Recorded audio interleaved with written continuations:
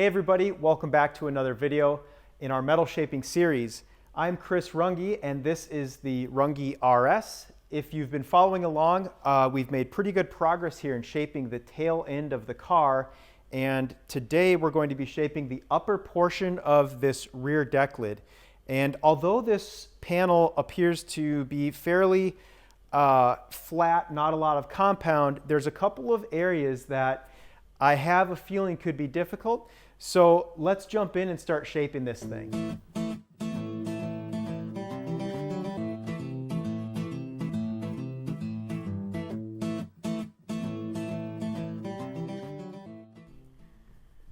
So we're just going to set the template up on top here and get an idea of where all this thing is going to go. Now, whenever I make these panels, I try to shape everything I can by hand first, just to get the general curvature. And you basically have a couple of options. You can try to chase the curves this way and bring it in directionally, or I could try to chase them that way. As I'm looking at this, I'm thinking that it's going to be best for me to start off with this radius. It's the most extreme over the front. So what I'm going to do is just off of this rib where the radius kind of starts, actually starts a little bit back before that, but I'm just going to give myself some indexing marks so I know where to put this in the brake to chase that curve there. Just keep that all the way across even. And that's what we'll start with. So this is a radius brake that I made it at the old shop. And it's what I use to form my rocker panels on the flyers. And I can put different radius of PVC on here. You can see I can just cut it long ways. It can accept a few different sizes, and then I slip the aluminum in or steel. Okay. So there we've got it in the brake. I'm just going to check that it's looking good there. And I want the majority of my radius to be on that side of my line. So now we'll just go ahead and give it a bend.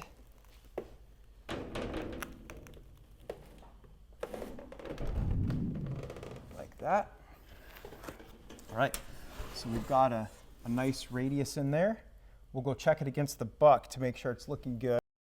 My goal with putting that initial radius in was to get it set up so now I can come in and shrink this edge because we have some compound this way. So what I'm going to do is bring it over to the shrinker, put some shrinking in it, get that compound, and then do a couple more test fits. Eventually we're going to have to take this whole rear insert for the rear deck lid out, and we will shape directly to that. So I'm going to just lay out just some light shrinking pattern here. I'm going to break this into 3 pieces with 2 larger on the outside like that, and then we'll do a lighter one across the middle.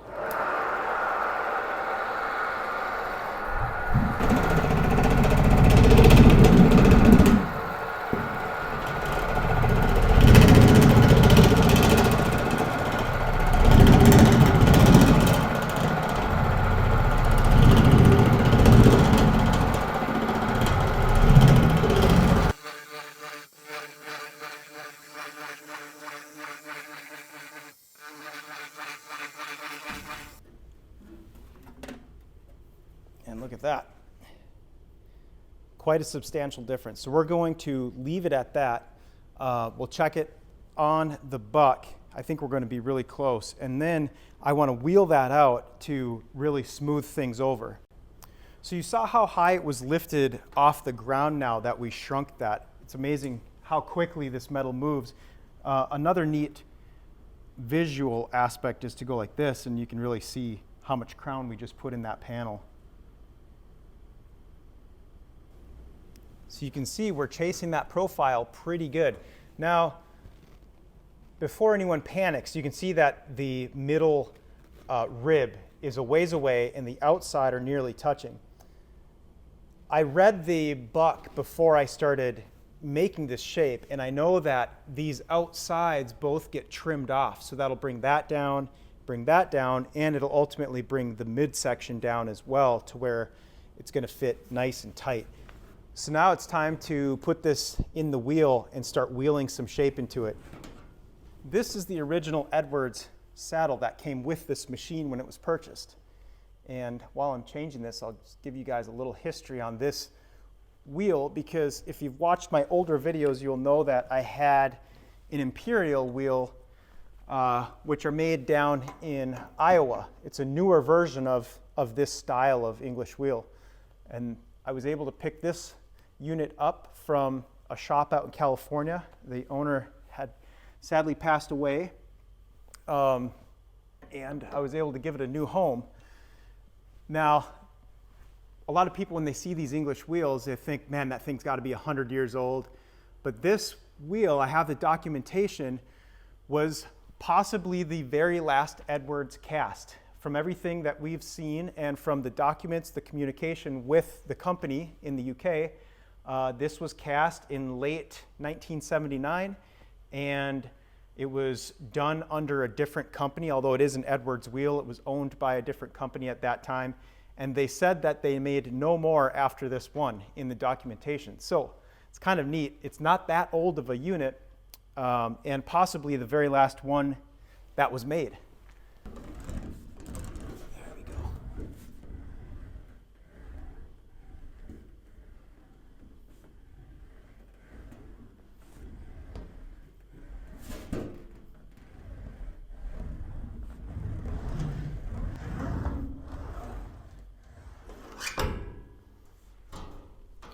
All right, so that smoothed this and planished it out, and most likely that brought that high arc that we had down a little bit, which is still fine because it's a process of kind of working your way into it. So I'm going to go back over to the buck and we'll do a quick check.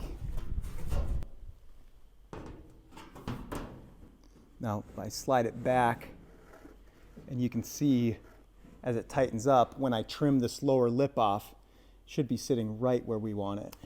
All right, so I've swapped the anvil back to the larger, wider unit, and now I'm just going to start making some long passes and give it some crown this way. Again, just very slowly, methodically, kind of walking my way into this. And this is a pretty large panel to work on single-handedly, so I'm going to have a little bit of extra help here as I wheel it back and forth.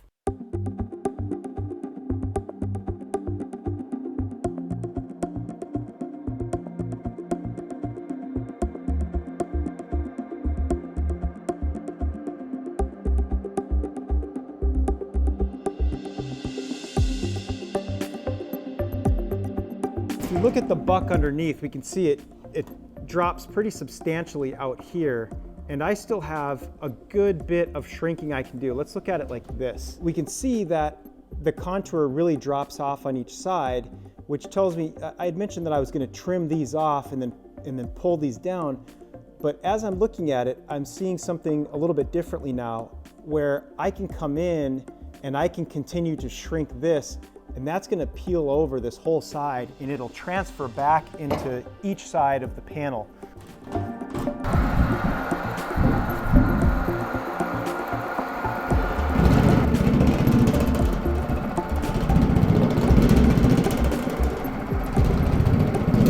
This section is looking pretty good here. The outer edges need a pretty dramatic drop.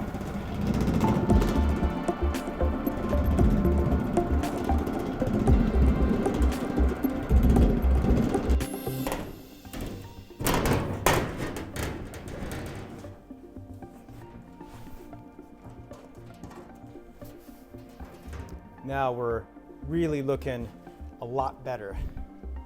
And you can see it brought down the outer sides too. Let's just give that a little twist. So that's way closer. Now I'll drop it down over and see how it looks this way. So before, the middle was much, much closer and the sides were touching, and I explained that I was gonna have to trim these off. Now, when I go to trim them off, as I had mentioned, it's gonna bring that middle down to where it should be. So I'm gonna stay on the safe side of my line here. Just don't wanna trim off too much.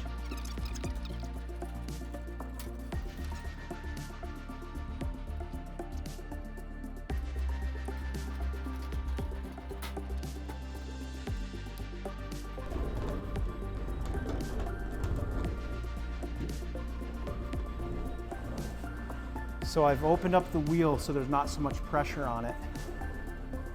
And I'm gonna use the wheel to put my radius back in it. It's gonna be kind of tough because I'm doing half at a time. You can see I'm just letting it hang. I'm dropping it over. Not too much because I don't want to kink it, but enough that I get that radius back. Couple little lines there that I gotta chase out.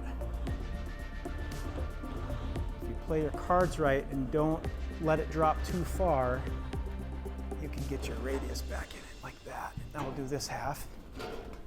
So I'm gonna start again up at the top of my curve and kind of let it drop.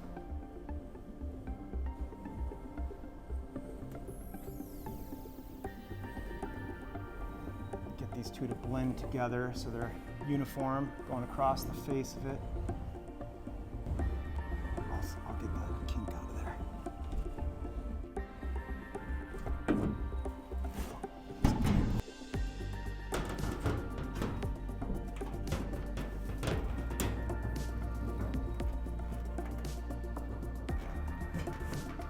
That's pretty sweet. Now, we can get back into here. Still got a ways we can bring those sides down. Definitely getting closer though. So as I'm looking underneath at the buck and seeing what's going on, I can see that the quickest way for me to achieve this shape is going to be to follow, there's a rib right here, and I'll pick the panel up so you can see that, but it needs to be shrunk right through here on each side. Just a bit of shrinking to bring this in, and then we'll feather up the crown through there. You see, what I'm doing right now, I'm letting the back kind of hang and touch, but the sides are really lifting off right through here. So a lot of this is gonna get trimmed off, but I'm gonna just start out by shrinking that, and then we'll wheel it back out.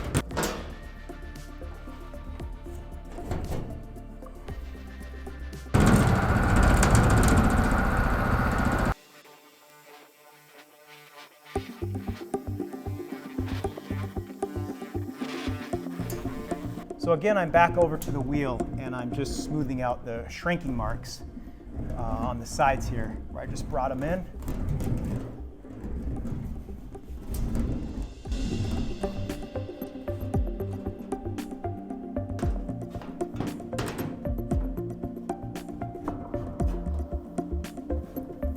Okay, it's getting closer. You can see a little trimming needs to take place.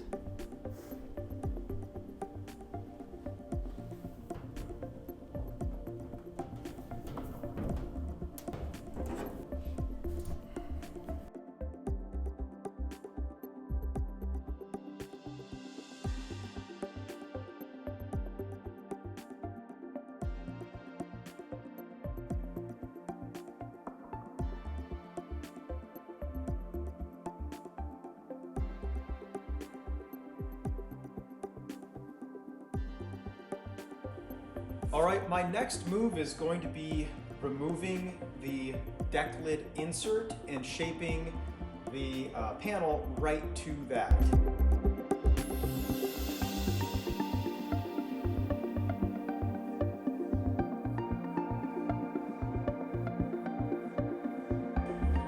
All right, I've got the buck set up here and the panel sitting on it, obviously.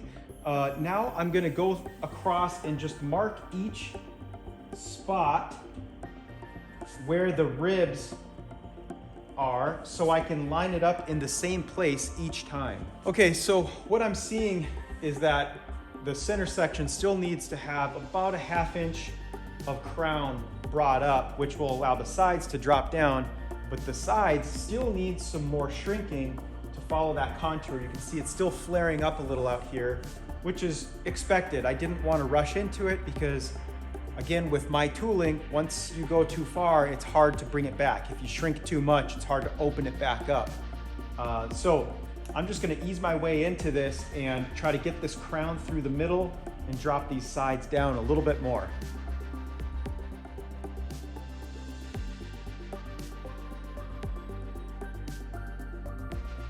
Yeah, that's actually looking, so that's looking really good. But obviously we really got to pull this down quite a lot.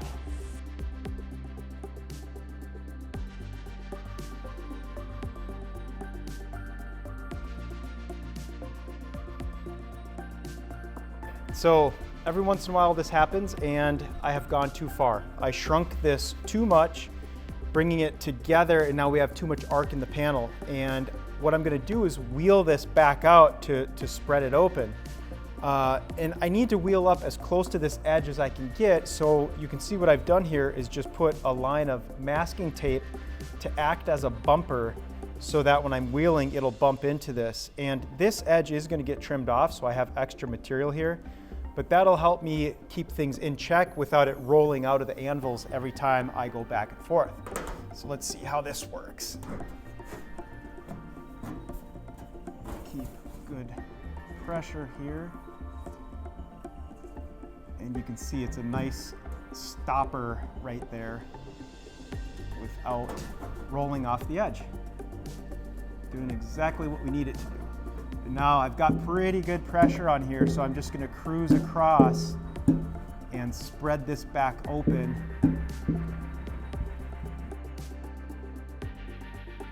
We're annealing both sides of the panel now just to soften up where we need to get this radius locked down to the butt, and that'll really help get the whole thing to settle. It's wanting to fight us a little bit because it has work hardened from wheeling and shrinking it on the reciprocating hammer so many times.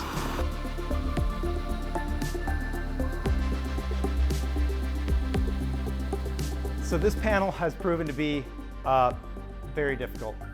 The reason, because I shrunk too far, as you saw earlier, so it took a lot of wheeling to spread these two sides back out and get it to sit back down on the buck. I think the reason behind that is because it's such a large panel, it was kind of hard to control, and I just got a little bit too aggressive. But we were able to get it. Right now, we've got it set back up on the car, and it's still sprung a little bit, but it's because I need to trim off some areas here. So we're gonna go ahead and mark it out and take some material off from the outside and get it to sit down a little bit tighter.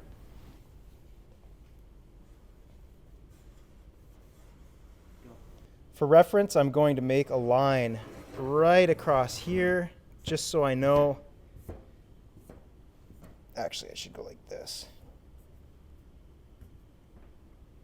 Just so I know where I had it sitting.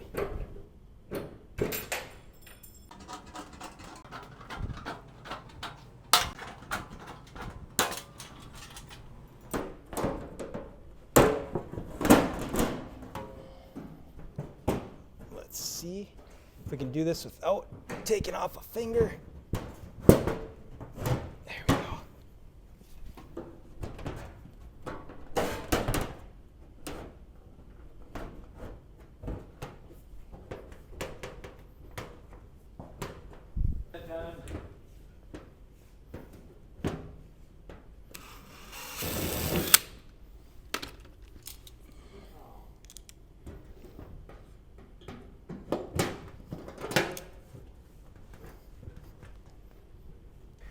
Well, we've got this thing fit and it's flowing pretty nicely.